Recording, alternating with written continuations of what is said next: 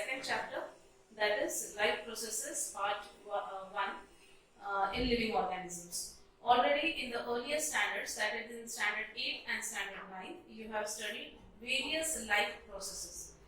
You have studied respiration, digestion and circulation in standard 8. You have studied nervous system and excretory system in standard 9. Today we are going to see regarding respiration and some other life processes in detail. Now what do you mean by respiration?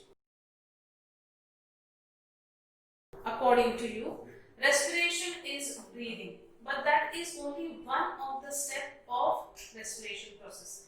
Respiration occurs in two steps. One is breathing and the second step is cellular respiration.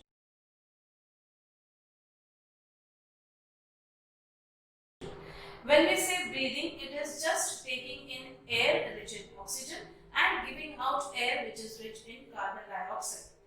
When we say cellular respiration, the oxygen that enters in your body, that is helping to oxidize the food and release a lot amount of energy.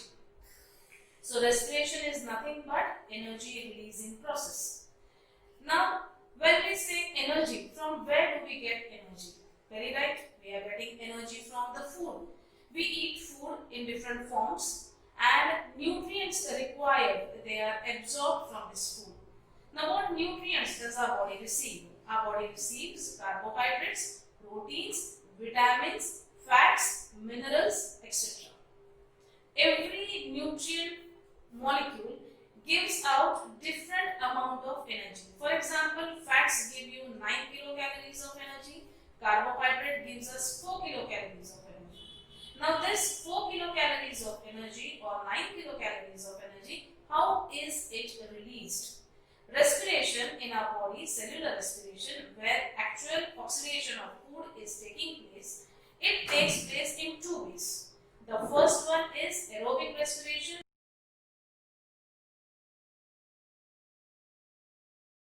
That means in presence of oxygen. And the second one is anaerobic respiration, that is in absence of oxygen.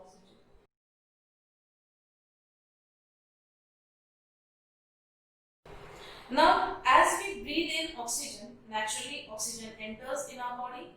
It enters, the blood is absorbing this oxygen in the lungs and then it is transporting in different parts at the cellular level in different cells present in our body. In a cell, there is one special cell organelle. We call it as mitochondria.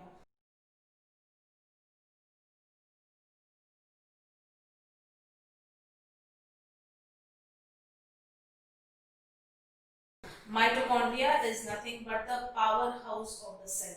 The actual oxidation of the food is taking place in this mitochondria.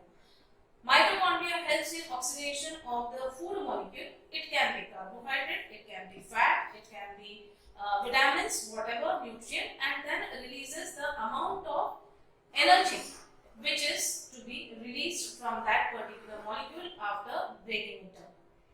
Now when we carry out respiration, aerobic respiration, it takes place in three different steps. The first step of food oxidation is glycolysis. Glycolysis, it takes place in cytoplasm of the cell. So as we say glycolysis means glucose breaking of the glucose molecule. Glucose, lysis, breaking of the glucose molecule is glycolysis. Glycolysis is the first step of oxidation of the food or aerobic respiration. In this oxidation process, in this first step, the 6th carbon molecule of glucose is getting converted into 3 carbon molecule of pyruvic acid. That means it divides into 2 molecules of pyruvic acid. Along with that, carbon dioxide and water is also released. That is the first step of oxidation of the food, that is aerobic respiration. This pyruvic acid is getting converted into acetyl coenzyme A. Till this much it occurs in the cytoplasm.